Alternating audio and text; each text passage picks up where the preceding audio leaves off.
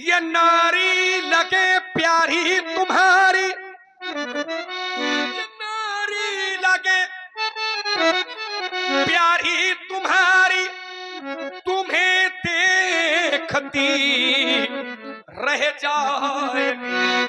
मेरे भाइयों, जिस देह पर तू गर्भ करता, ये पक्का है कि धूल में मिल जाएगी। वैभव तुम्हारा इस जगत में काम कुछ ना आएगा, सब कुछ यहीं रह जाएगा।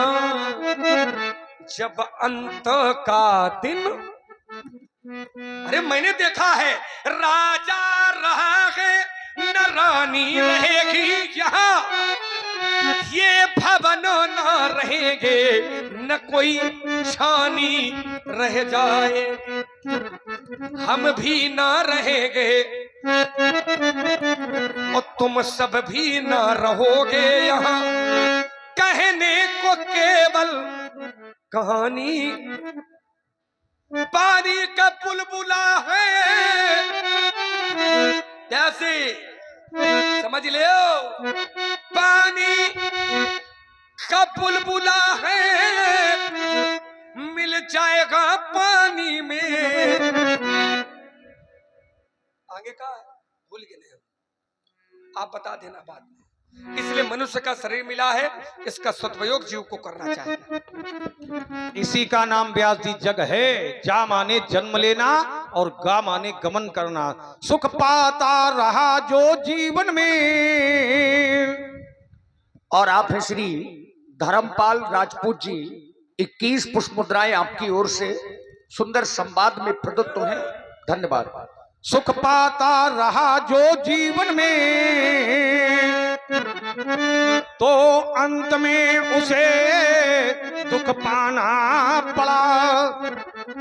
अब पछताया नहीं जो जीवन में, तो अंत में उसे पछताना पड़ा। खिलता जो रहा फूल सदा, तो अंत में उसे मुरझाना पड़ा। अब विधि का है अकाट्य विधान ही, कि जिसे आना पड़ा उसे जाना पड़ा। इसी का नाम जग है। कोठी बंगले खड़े रह गए, हर नगीन चढ़े रह गए। अंत में लखपति को न धेला मिला, और ये सच्चाई है। हंस जब जब उड़ा तब अकेला, और जो मैं कह रहा हूं राग भैरवी में थोड़ा छेड़िए। वो नहीं जानो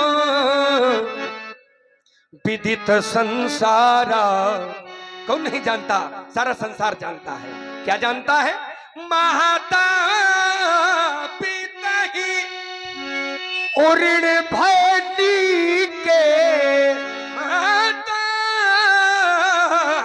पिता ही उऋण भैटी के, और जोर दे, गुरु ऋण रहा सोच बड़ी जी के।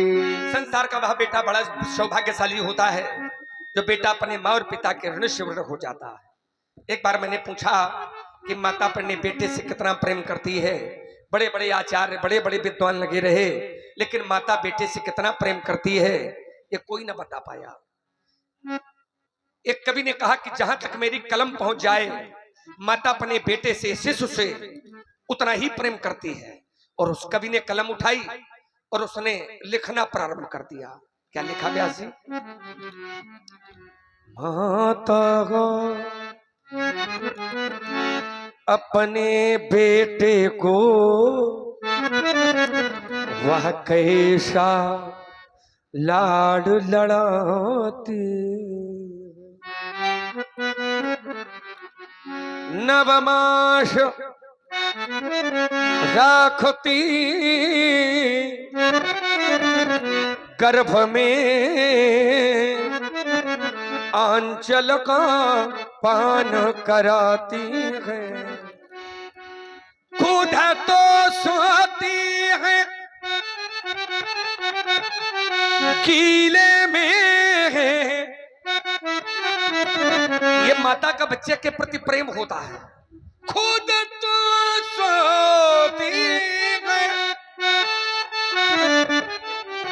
कीले में, लेकिन बेटे को सूखे में सुलाती है। बेटे का मुख ये माँ चूम चूम उत्पल से उपल बनाती है। मुझे याद है जब मैं छोटा सा था, मेरी मैया मुझे दूध पिलाती थी। एक व्यक्ति ने कहा माता बेटे को दूध पिलाती है। मैंने कहा नहीं मित्र, माता बेटे को दूध नहीं, माता बेटे को अपना खून पिलाती है। भगवान ने ये शरीर दिया है, यही शरीर माताओं को भी मिला है। माताओं के शरीर में कहीं पर कोई चोट लग जाए तो मित्र केवल रक्त का स्राव होता है, केवल खून निकलता है। और वह हरी माता जो अपने रक्त को भी दुग्ध के रूप में परिवर्तित करके अपने बच्चे का पालन पोषण कर दे, ऐसी शक्ति का नाम माता। और तभी विद्वानों ने माता का स्थान पिता के स्थान से 1000 गुना बड़ा बताया है। और मुझे याद है जब मैं छोटा सा था, मेरी मैया मुझे दूध पिलाती थी। भूखी रह जाती स्वयं मगर मुझको भर पेट खिलाती थी। मुझे याद है मैं कभी रोने लगता, मैंने माँ की ओर देखा तो मेरी मैया भी रोने लगती। माँ और बेटे के बीच में ना जाने कौन सा संबंध होता है जो दिखाई नहीं पड़ता, लेकिन जड़ें बहुत गहरी होती हैं। अरे कोई कोई तो यहां तक कहा करते हैं कि चोट बेटे को लगती है, लेकिन उस चोट का जो दर्द होता है वो मां के सीने में होता है। और मैंने यह अनुभव भी किया है। मैं कभी रोने लगता, मेरी मैया भी रोने लगती। खिलखिला जभी मैं हंस देता तो मेरी मैया भी हंसने लगती। तभी तो मैं कहा करता हूं कि मीठे मधु से मीठे, मीठे मधु से मीठे, मीठे है बोल। मेरे भाइयों, सब लोग याद रखना कि मैया की ममता का नहीं कोई मोल, मैया की ममता का नहीं कोई। समय का चक्कर घुमा, परशुराम जी अपने माता पिता के ऋण से ऋण हो गए हैं, केवल एक ऋण रहा है, गुरु ऋण। सो जनु हमारे माथे यकाढ़ा,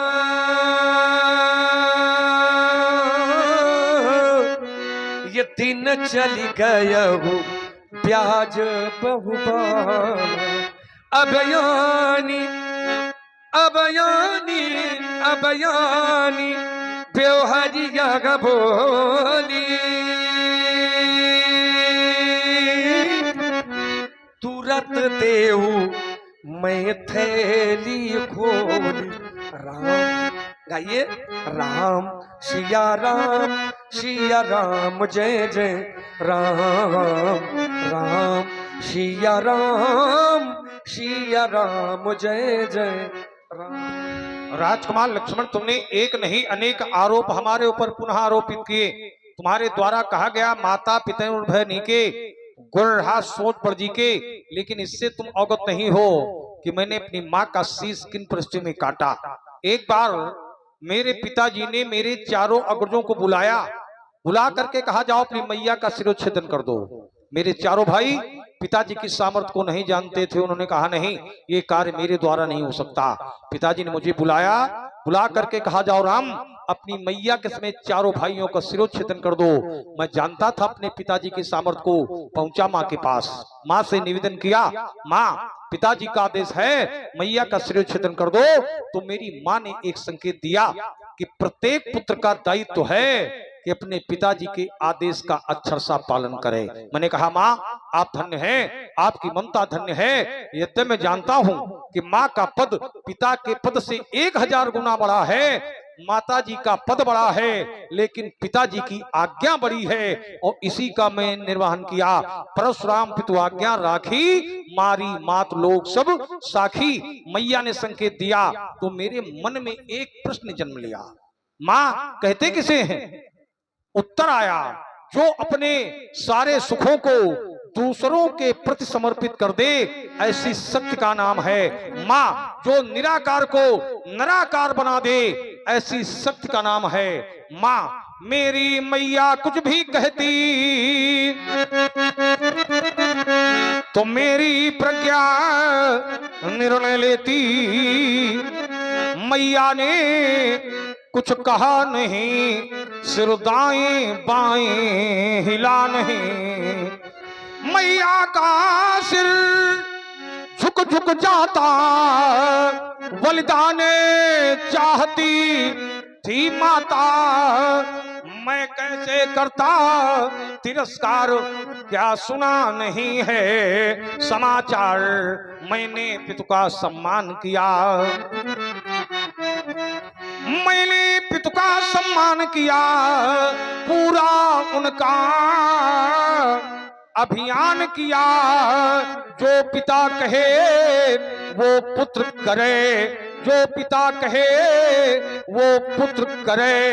चाहे असफलता भले मिले, पत्नी माने पति का निर्णय।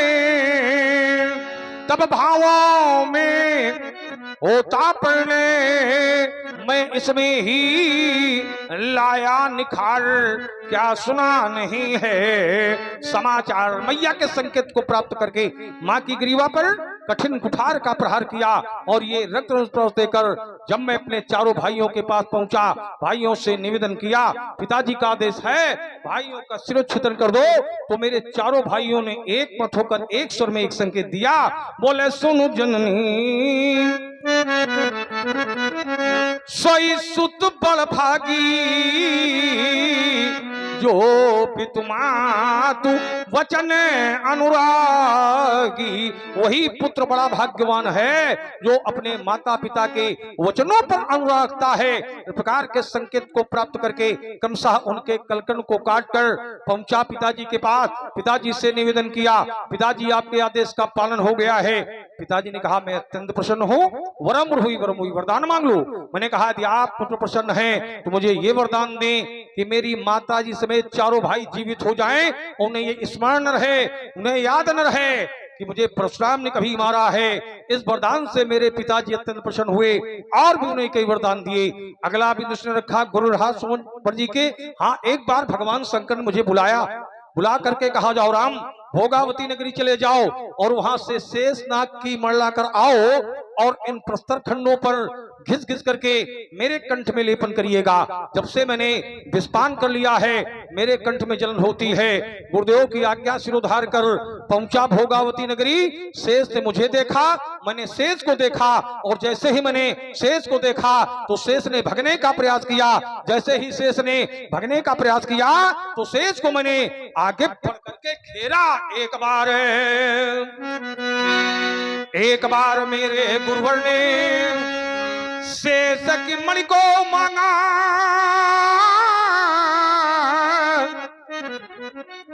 मैं पहुंचा जाके शेष सन्निकट, वहां मुझे देख कर भागा। जैसे ही भगने लगा तो आगे बढ़ करके घेर लिया। उसके मुंह पर ये फरसा मारा, तब रसना के जुहा के दो हुए भाग, वह चली रुधिर की धारा। त्राहिमाम करने लगा शेषनाग, बोला प्रभु मेरा वदन करें। मैंने कहा मुझे मणि चाहिए, गुरुदेव भगवान शंकर को देना है। शेष ने कहा कि मैंने कुछ छंदों की रचना की है, उन छंदों में से मेरा प्रमुख और प्रिय छंद है भुजंग प्रया छंद, आप उसको सुन लें, तत्पश्चात मैं आपको मणि दे दूंगा। यदि आप मणि पहले ले लेंगे तो मेरी मृत्यु हो जाएगी, अर्थात साहित्य जगत के रत्न हो जाएंगे। मैंने नेत्र बंद किए। मैंने कहा सुनाओ कौन सा छंद है। तो शेष ने पहले भुजंग प्रया छंद का लक्षण सुनाया। यहाँ पर विद्यार्थी वर्ग और शिक्षक वर्ग के लोग बैठे होंगे, जानते होंगे भुजंग प्रया छंद का लक्षण क्या होता है।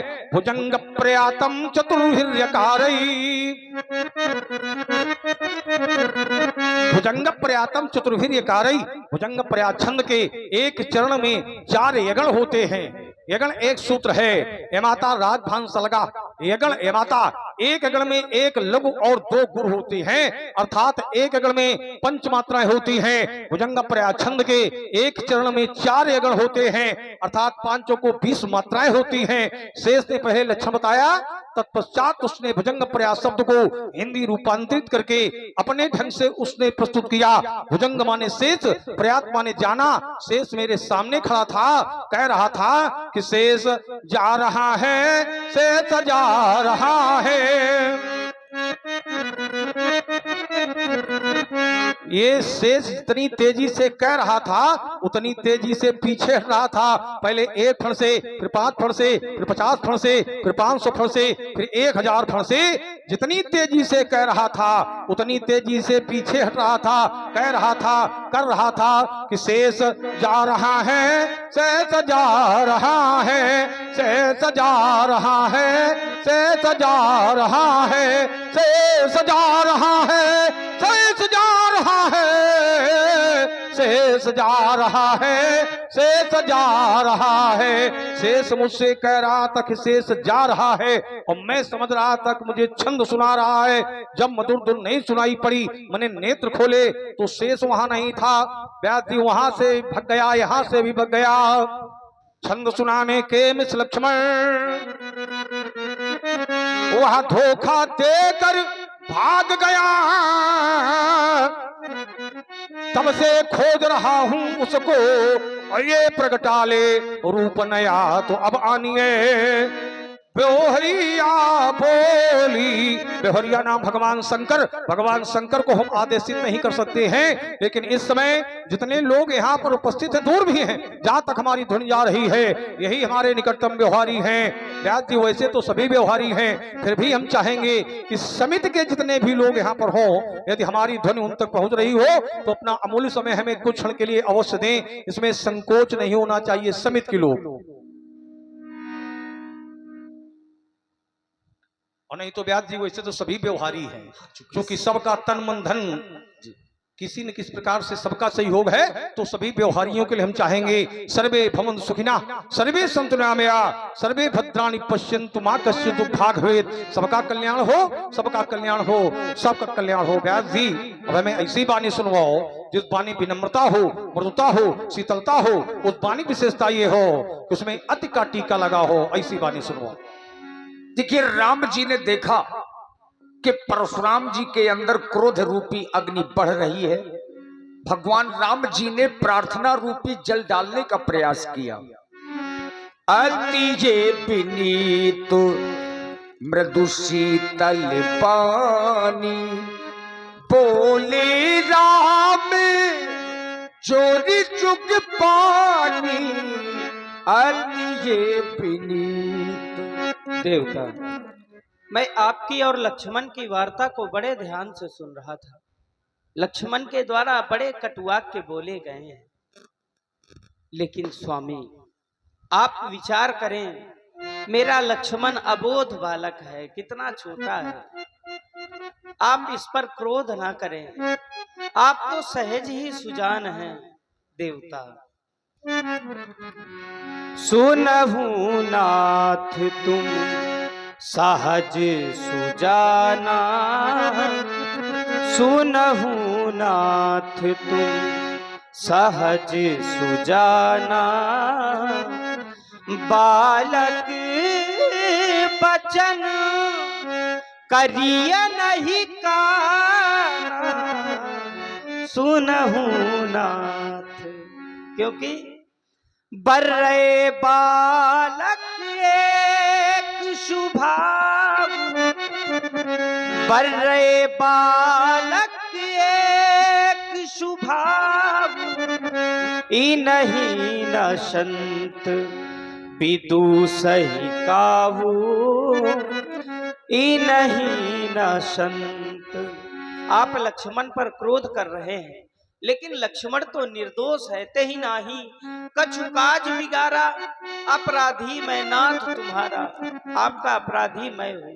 इसलिए देवता कहिए बेगी जेहि विधि ऋषि जाई, मुनि नायक सोई मैं करम पाई, कहिए बेगी। आपको है उपाय बताएं जिससे आपका क्रोध शांत हो भगवान, मैं वही करूं।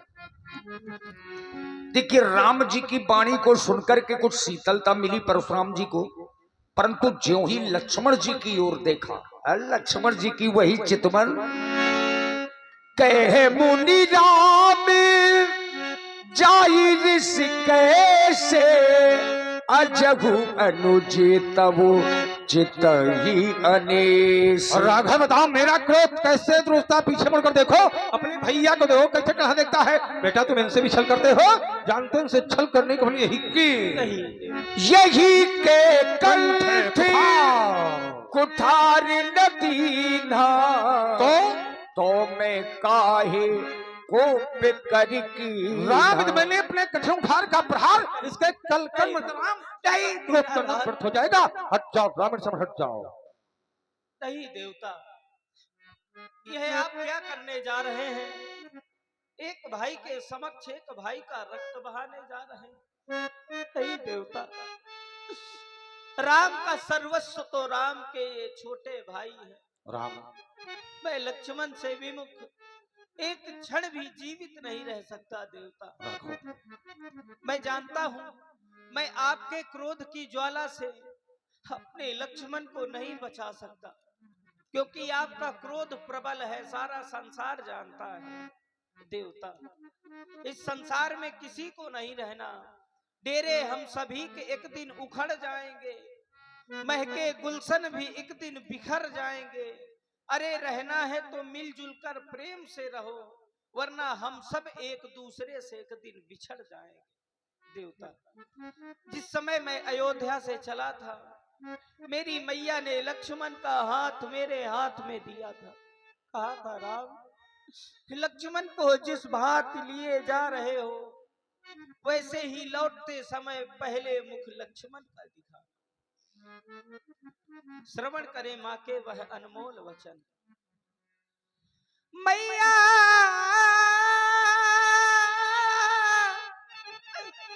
ने चलते समय कहा,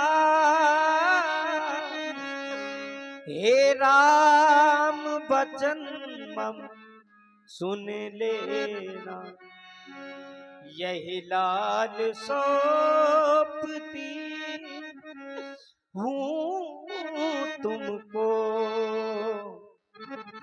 वैसे मेरा लखन सौंप देना। यदि आप लखन को मारोगे, नहीं नहीं राम, मम सिर कलंक लग जाएगा। यह मुझसे पीछे आया है, क्या जग से पहले जाए। नहीं नहीं राघव, संसार में बड़े भाग्यवान होते हैं वह लोग जिन्हें विधाता भाई देते हैं। अरे अभागे तो वह लोग हैं जिन्हें भगवान भाई नहीं देते, और उससे भी बड़े अभागे वह लोग हैं जिन्हें भगवान भाई तो देते हैं पर भाइयों भाइयों में एकता नहीं, प्यार नहीं, बल्कि टकरार हुआ करता। भगवान, मैं बंधु विहीन नाथ कैसे उस अवधपुरी में जाऊंगा। मैया पूछे मेरा लखन कहाँ, तो क्या कह कर समझाऊंगा। राघव उस छाती पर, उस गोदी पर ज्वाला सी भड़क उठेगी तब, जलहीन मीन सी व्याकुल हो, मैया मेरी तड़प उठेगी तब। मैं लक्ष्मण से विमुख किस भांति अयोध्या वापस जाऊंगा देवता। हम क्षत्रिय हैं, याचना करना क्षत्रियों का स्वभाव नहीं होता, लेकिन आज यह राम आपसे झोली फैलाकर नहीं नहीं राघव, अपने लक्ष्मण के प्राणों की भिक्षा मांग रहा है। क्षत्रिय कभी भीख नहीं मांगते राम, क्षत्रियों के लिए भीख मांगना अतिनिंदनीय है। क्षत्रिय तो हंसते हंसते अपने प्राण न्यौछावर कर देते हैं, लेकिन कभी किसी के सामने याचना के हाथ नहीं फैलाते राम। देवता, भाग्यवान भिखारी नहीं नहीं राघव, ये मांग रहा,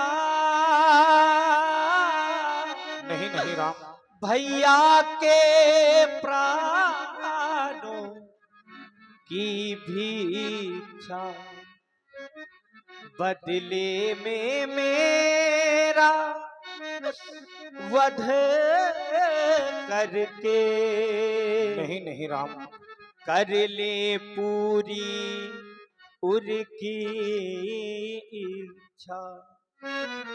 इसलिए आपके चरणों में यह मेरा निवेदन है राम। मैया ने चलते समय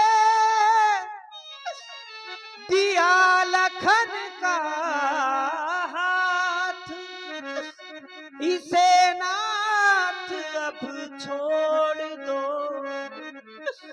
मुझे मारिए। राम, मैंने पृथ्वी का एक बार नहीं अनेकों बार भ्रमण किया है राघव, लेकिन ऐसा भ्रातृत्व प्रेम मैं पहली बार देख रहा हूँ राम, कि आज एक भाई अपने भाई के प्राणों की रक्षा के लिए अपने प्राण न्यौछावर करने पर तत्पर है। राम, तुमने बताया कि भाग्यशाली तो वह हैं कि जिनको भगवान ने भाई दिए हैं। मेरा मानना है उनसे बड़े भाग्यशाली वह हैं जिन भाइयों भाइयों में तुम्हारा जैसा प्यार है। तुम्हारे गुरुदेव भगवान विश्वामित्र ने जब तुम्हारे पवित्र परिवार का परिचय दिया था तो मैं सोच रहा था कि तुम कितने भाग्यशाली हो राघव, कि तुम्हारे एक नहीं, दो नहीं, तीन तीन छोटे भाई हैं राम, और भाइयों भाइयों में अपार प्यार है। तुम्हारे तीनों छोटे भाई जब तुम्हें भैया भैया कहकर पुकारते होंगे तो तुम बहुत बड़े गर्व का अनुभव करते होगे राम। वहीं दूसरी ओर जब मैं अपने सुख सदन की ओर दृष्टिपात करता हूँ तो मैं अपने को बहुत छोटा पाता हूँ राघव। ये देखा न ऐसा सौंदर्य कहीं, सुषमा को आओ समेटी तले बिठला के तुम्हें मन मंदिर में विज्ञान के वस्त्र लपेटी तुले हर्षाएगा राम विदेशी तबे कर्म की रेख को मेटी तुले